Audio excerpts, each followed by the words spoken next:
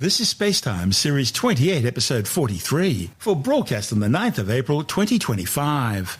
Coming up on SpaceTime, why does the planet Venus have so many volcanoes? The European Space Agency shuts down the Gaia spacecraft for good, and the first manned mission to orbit above the Earth's poles. All that and more coming up on SpaceTime. Welcome to SpaceTime with Stuart Gary.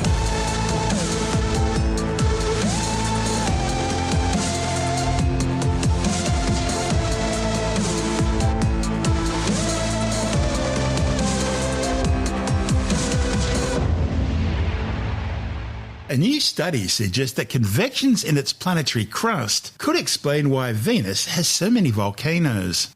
Venus is Earth's sister planet. Both worlds are about the same size and age. They both evolved in the same part of the solar system, out of the same materials, at the same time, and under similar conditions. But while the Earth has a life-sustaining environment, Venus is a hellish world with a runaway greenhouse effect. Its surface is scorchingly hot, with average temperatures of 462 degrees Celsius. That's hot enough to melt lead. It has thick, opaque, planet-shrouding rain clouds. But the rain that falls isn't water, it's droplets of metal-eating sulfuric acid. Scientists have seen what look like snow clouds on some of Venus's tall mountain ranges, but the snow isn't frozen water, it's actually metallic. And those suffocating clouds on Venus are so heavy, they crush the planet's rich carbon dioxide-based atmosphere, acting like the lid on a pressure cooker, and giving the planet a surface pressure some 92 times greater than the average sea level surface pressure on Earth. The surface of Venus is dominated by thousands of volcanic structures, more than any other planet in the solar system. And now a new study suggests the planet may even be more geologically active near its surface than previously thought. New calculations suggest that the planet's outer crust may be constantly churning, an unexpected phenomenon called convection that could help explain many of the volcanoes and other features of the Venusian landscape. One of the study's authors, Slava Solomatov from Washington University in St. Louis, says nobody considered the possibility of convection in the crust of Venus before. But Solomatov's calculations suggest that convection is possible, and perhaps even likely. Now, if true, the findings, reported in the journal Physics of Earth and Planetary Interiors, give scientists new insights into the evolution of this planet. Convection occurs as heated material rises towards a planet's surface and cooler materials sink, creating a constant conveyor belt. Now, on Earth, convection deep in the mantle provides the energy that drives plate tectonics. Solomatov says the Earth's crust, which is about 40 kilometres thick under the continents and about 6 kilometres thick under the ocean basins, is too thin and too cool to support this type of convection. But he suspects that the crust of Venus just might have the right thickness, somewhere between 30 and 90 kilometres, depending on location, composition and temperature, to keep that conveyor belt running. Now, to test his hypothesis, Solomatov and colleagues applied new dynamic theories which suggest that Venus's crust could support convection. Last year, Solomatov used a similar approach to determine that convection likely didn't happen in the mantle of the planet Mercury. That's because it's simply too small and has already cooled significantly since its formation 4.6 billion years ago. Venus, on the other hand, is much bigger, therefore it can retain more heat both inside and out. He says surface temperatures and its volcanoes and other surface features all show clear signs of melting. Scientists have long wondered how heat from the planet's interior could be transferred to the surface, and convection of the crust could be a likely missing mechanism.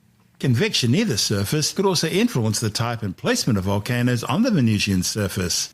Back in 2023, scientists published an atlas of Venusian volcanoes based on radar images from NASA's Magellan mission in the early 1990s. Solomatov now wants to combine his mathematical modelling with the observations of Venus's surface to better understand the planet's geology. Now, if convection is occurring as he suspects, some areas of the crust should be warmer and less dense than others, and those differences would be detectable using high-resolution gravity measurements. This is SpaceTime. Still to come, the European Space Agency shuts down the Gaia spacecraft for good, and SpaceX launches its first manned mission to orbit the Earth's poles. All that and more still to come on SpaceTime.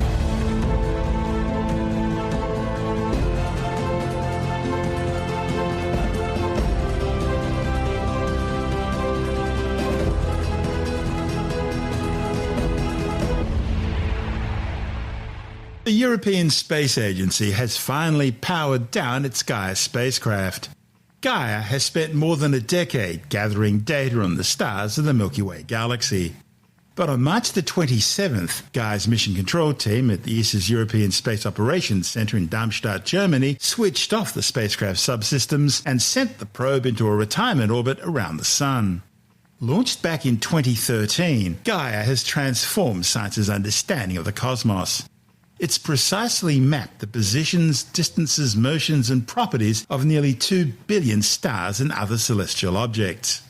This has provided the largest and most precise multidimensional map of the galaxy ever created, revealing its structure and evolution in unprecedented detail. Gaia's uncovered evidence of past galactic mergers. It's identified new star clusters. It's contributed to the discovery of exoplanets and black holes. It's mapped millions of quasars and galaxies, and it's tracked hundreds of thousands of asteroids and comets. The missions also enabled the creation of the best visualization of how our galaxy might really look to an outside observer. Gaia project scientist Johannes Zalman from ESA says the spacecraft's extensive data releases are a unique treasure trove for astronomical research, which influences almost all disciplines in astronomy. He says Data Release 4, which is planned for 2026, and the final Gaia Legacy catalogues, planned for release no earlier than the end of 2030, will continue shaping astronomy's understanding of the cosmos for decades to come. Gaia has far exceeded its planned lifetime of 5 years, and its fuel reserves are now dwindling, hence the decision to end the mission. And the Gaia team carefully considered how best to dispose of the spacecraft in line with ESA's efforts to responsibly end its missions. They wanted to find a way to prevent Gaia from drifting back towards its former home near the scientifically valuable Lagrange L2 position on the opposite side of the Earth from the Sun. So after a lot of planning, a trajectory was established which allowed one final burn of Gaia's thrusters to move the spacecraft away from L2 and into a stable retirement orbit around the Sun that'll minimise the chances of it coming to within 10 million kilometres of the Earth for at least the next century. Once safely in its new orbit, mission managers deactivated and switched off the spacecraft's instruments and subsystems one by one before deliberately corrupting its onboard software. The communication subsystem and the central computer were the last to be deactivated. Of course, though Gaia itself has now gone silent, its contributions to astronomy will continue to shape research for decades to come. Its vast and expanding data archive remains a treasure trove for scientists, refining their knowledge of galactic archaeology, stellar evolution, exoplanets and much more. A workhorse of galactic exploration, Gaia has charted the maps that future explorers will rely on to make new discoveries. For example, the star trackers on ESA's Euclid spacecraft use Gaia data to precisely orient the probe. And ESA's upcoming Plato mission will explore exoplanets around stars characterized by Gaia, and may follow up on new exoplanetary systems discovered by Gaia. This report on the many achievements of Gaia from ESA TV. The Gaia mission has transformed our understanding of the Milky Way. Launched in 2013, the Gaia Space Telescope set out to map our galaxy with precision. Since then, Gaia has delivered one breakthrough after another. Gaia has made more than 3 trillion observations of 2 billion stars, asteroids, and distant galaxies. These observations have allowed researchers to peer deep into the Milky Way's past, present, and future. Gaia has redefined our view of the Milky Way's structure. While we knew it was a spiral, Gaia revealed new details on the number and arrangement of its arms. This has reshaped our understanding of its structure and composition. It's also helped estimate the Milky Way's mass, which has been difficult to determine, with much of it hidden in an invisible dark matter halo. But thanks to Gaia's astrometry, we can now peek into this vast hidden region and uncover its true extent. Gaia has also revealed how nearby dwarf galaxies and the large Magellanic Cloud are shaping its evolution. As Gaia unravels the Milky Way's past, it reveals a complex galactic family tree. One of the most groundbreaking discoveries is the Gaia Sausage Enceladus merger, a cosmic collision 10 billion years ago. This merger involved the absorption of a smaller galaxy into the Milky Way, and its remnants can still be seen today. Gaia has also shed new light on the Sagittarius dwarf galaxy, which has been colliding with the Milky Way for billions of years. These repeated impacts have warped our galaxy's disk, and more surprisingly, may have even triggered the formation of the Sun 4.6 billion years ago. These interactions are still ongoing and continue to shape the movement of stars within the Milky Way. Gaia has also mapped star-forming regions in stunning detail. Just 500 light-years from the Sun, which is relatively close in astronomical distances, these regions offer key insights into how stars are born. Gaia isn't just mapping the present, it's uncovering the Milky Way's deep past. Two ancient star streams, Shakti and Shiva, merged with the Milky Way over 12 billion years ago before it fully formed. Gaia's precision lets us trace their orbits, revealing how the first stars took shape long before our Sun was born.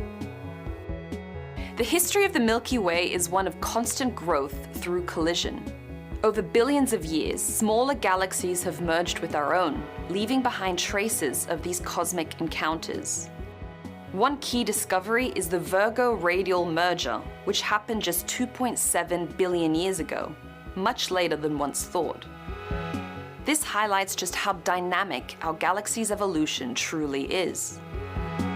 In an exciting breakthrough, Gaia revealed the presence of potential moons orbiting more than 350 asteroids previously thought to be solitary.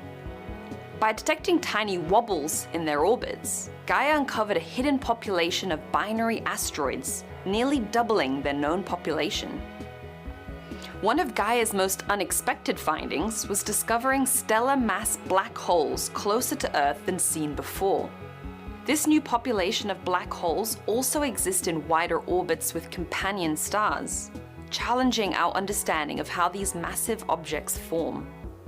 Gaia also unearthed a sleeping giant, a dormant black hole in the constellation Aquila, 33 times the mass of our Sun.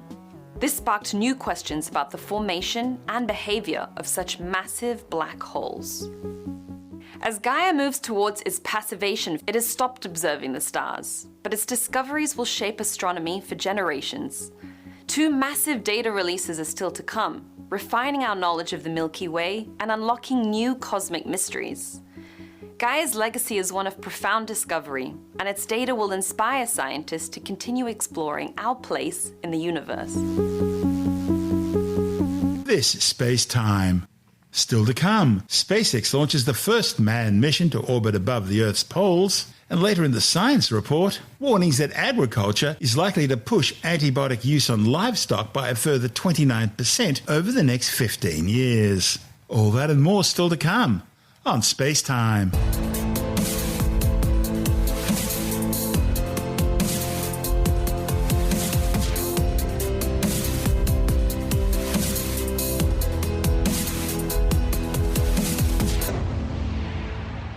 SpaceX has launched the first manned mission to undertake a polar orbit. The historic mission launched aboard a Falcon 9 rocket from Pad 39A at the Kennedy Space Center at the Cape Canaveral Space Force Base in Florida.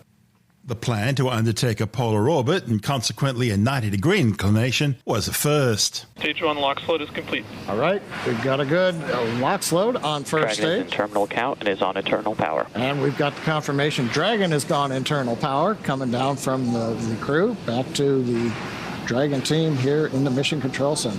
Dragon, SpaceX, go for launch. 10, 9, 8, 7, 6, 5, 4, 3, 2, 1, ignition, and liftoff. Copy, 1 Alpha. Vehicles pitching downrange. Stage 1 propulsion is nominal. T plus 35 seconds into the From 2 mission, the first ever human spaceflight mission to cover the poles. And we are throttling down the engines on the first Power stage. telemetry nominal. On the first stage vehicle 4. Stage 1, throttle down. Oh, it's perfect timing with these callouts. We throttled down the engines Max Q. for max Q, and there's max Q. It's the maximum dynamic pressure that the vehicle Falcon sees 9 on is ascent. supersonic. We're preparing to throttle back up on on first stage Merlin engines. Stage 1, throttle out. 1 Bravo. That means if there was a need for an abort with the first stage now emptying itself of propellant, Dragon would fly a different profile than if, say, right off the pad we had initially. MVAC chill is underway. We're beginning to chill the second stage engine in preparation for its ignition. We also have a few events that are going to happen back to back. We'll have MECO stage separation and second stage engine ignition. MECO is main engine cutoff. That's where we will shut down all of those 9 engines on the first stage vehicle to slow Stage 1, throttle down. MECO. Stage separation confirmed. Stage 2. Copy, stage 2. We've also started the boost back burn on the first stage. Dragon, SpaceX, trajectory nominal. Dragon, copy. Coming up in a couple of minutes, we'll have the entry burn on the first stage, which is currently making its way back down to Earth, and we did perform a boost back burn on this one. Yeah, we did a 1-engine boost back burn. We didn't have, normally when you launch to the east or northeast in a crew mission, you take advantage of the Earth's rotational velocity, but in this case, we're pretty much going straight south, and so you don't get that eastward velocity. So the first stage needed to use a little more propellant to get the crew up into the right position for stage separation. So we can't bring the first stage all the way back to land like we might do on an ISS mission. So instead, we're going to land on the drone ship, but not as far south as we would normally do. Dragon, if this SpaceX, was trajectory nominal. something like a Starlink mission. The entry burn has begun. Copy. Nominal. Entry burn did complete. We didn't hear any callouts, but we do have a green screen here. We have a good entry burn. Second stage continuing to head towards the separation orbit. First stage heading to the drone ship. Stage 2, FTS has safed. We are expecting the landing burn on the first stage to occur in about 20 seconds from now. That'll just be a single engine burn on the vehicle. Once again, the M1D engines have about 190,000 pounds of thrust, which is just enough to slow the vehicle down just in time for landing. Copy, Panama. It's another abort call out on the second stage. You run a space station, you hear it called Shannon. That tells you where you can reach if there's a problem right now. First stage, landing burn has begun. Legs are deployed, and touchdown after 6 flights. But we heard the terminal guidance call. We've essentially reached the altitude. Now we're working the angular momentum of the orbit. So we're going to listen in. We're just seconds away from shutdown, and about less than a minute after that, we should have Dragon separation from the second stage. MVAC shutdown. Dragon, SpaceX, nominal orbit insertion. And great news there. We heard the call out for nominal orbital Dragon, insertion. copy. Nominal. Dragon copies nominal. The crew conducted 22 science experiments during the mission, including tests monitoring glucose regulation, a study of spaceflight on women's reproductive health, and Australian research into growing mushrooms in microgravity as a tasty, high-nutrition space food supplement. The experiment referred to as the mushroom. Another Australian connection to the mission is 62-year-old South Australian polar explorer Eric Phillips, who was one of the 4 crew members on the flight. I'm an Australian polar adventurer, explorer. I've skied 4 new routes to the South Pole. These are expeditions that I've planned myself. I've looked at satellite imagery of these glaciers that have never been traversed before, and I'm going to have the opportunity as we fly over Antarctica and see those routes from above. We know that photographs of the Arctic and Antarctica are available on Google Earth and through satellite imagery, but to see them from orbit may reveal things about these 2 areas, the Antarctic and the Arctic, that we have previously not known. This was also the 6th launch for the same Falcon 9 booster and the 4th flight for the Dragon capsule Resilience. Splashdown in the Pacific Ocean off the coast of Oceanside, California, took place 3.5 days after the launch, the spacecraft having orbited the poles 55 times, an average altitude of 437 kilometers. And we are still currently in the blackout comms period, but we are expecting to come out of that any minute now. The recovery ship Shannon patiently waiting, as well as a couple fast boats there, part of the recovery team. They'll first meet Dragon once it splashes down, make sure that the vehicle is safe, and then begin the recovery operations. We have 2 sets of parachutes on board Dragon during reentry. The first are the drogues. We're standing by for that drogue chute deploy. That will happen when Dragon is moving at about 350 miles per hour. Dragon, SpaceX, comm check. SpaceX Dragon, we have you loud and clear. We have you the same. We see a healthy flight computer. Expect automated chute deployment.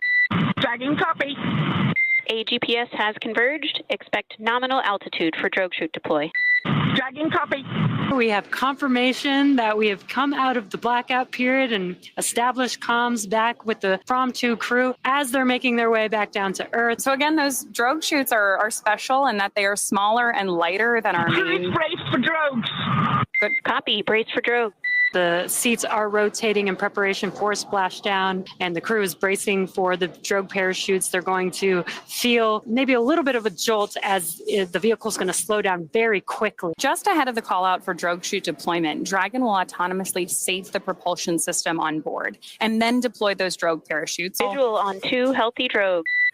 Copy. We see the same. 2 healthy drogues. SpaceX Dragon, crew brace for mains. Copy. Brace for main. We are expecting the main parachutes to deploy. Drogue chutes are doing that initial slowdown. We see visual on 4 healthy mains. SpaceX Dragon, we see the same. 4 healthy mains. The main parachutes have deployed. They are expanding. Once they're fully expanded, they are going to slow the vehicle down all the way to about 16 miles per hour. Right in time for splashing down into the Pacific Ocean today. Right now, Dragon has saved all propulsion systems on board. 1,000. Copy. 1,000 meters. Dragon right now is also terminating the nitrox suit and cabin purges and is beginning to increase pressure in preparation for landing. And additionally, the mission control team here in Hawthorne is reporting the precise landing coordinates to the recovery team so that they know exactly where 800. Where the copy 800 exactly where they're expected to touch down. And you are hearing those call outs. We are confirming the altitude as the vehicle makes its way back down to Earth. Our next major milestone is splashdown. 200.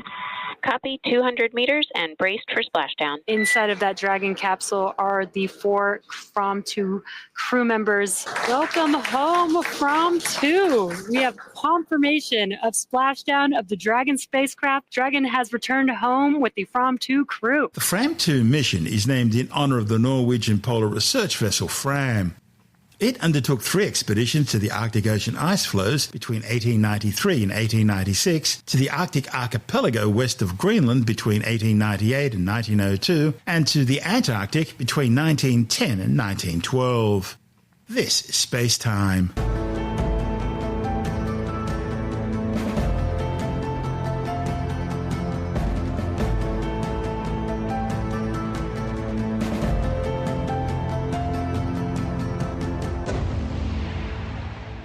And time now to take another brief look at some of the other stories making news in science this week with a science report.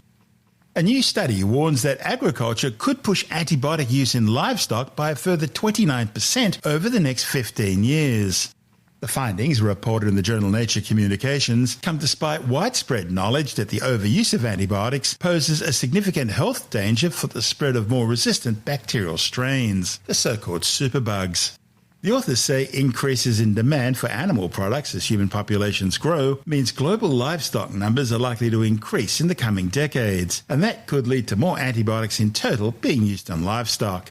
They modelled various scenarios and say that a business-as-usual approach to antibiotic use on farms would lead to a 29% increase in antibiotic use by 2040 as livestock numbers increase. Antibiotics are commonly used in livestock, not for health reasons, but to increase body mass. A new study warns that seabirds mistakenly eating plastic thinking it's food are suffering failing organs, brain and nerve problems, as well as cell damage. A report in the journal Science Advances found that plastic pollution ingested by seabirds can not only cause malnutrition, but also lead to cell damage, organ dysfunction and neurological decline.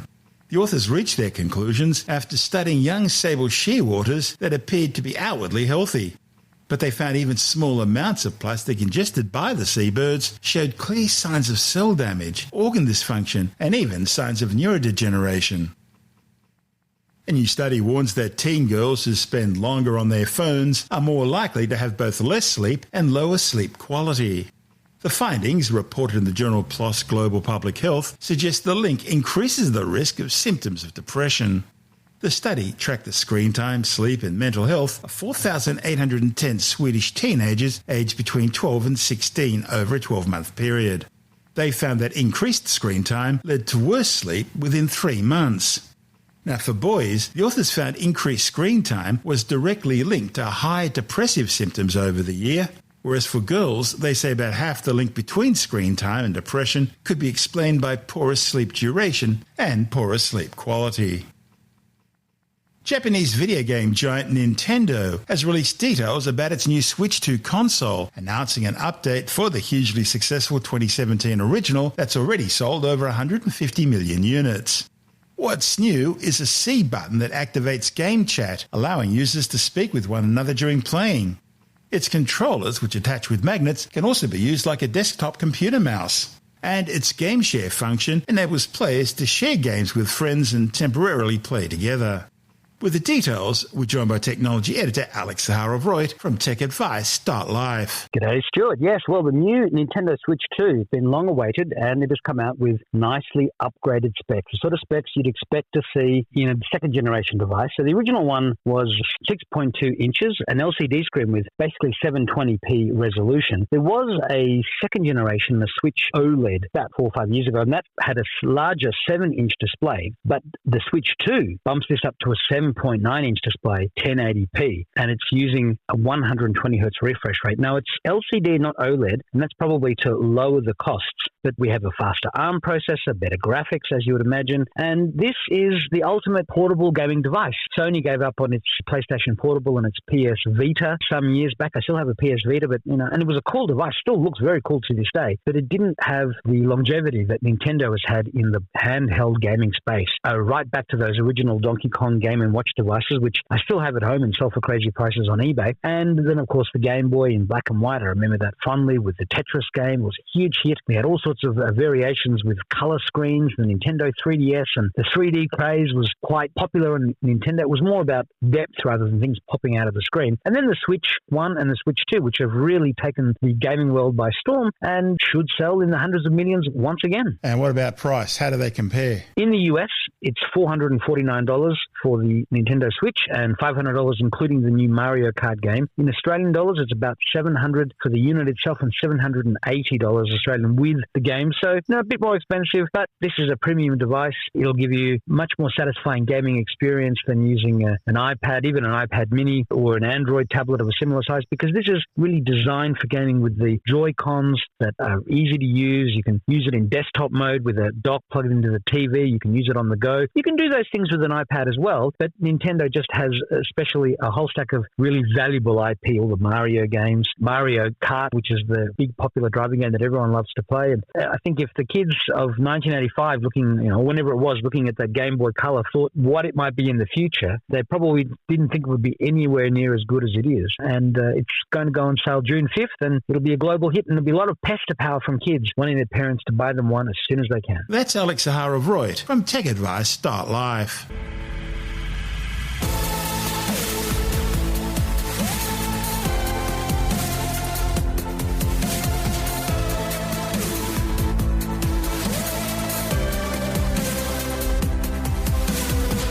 That's the show for now.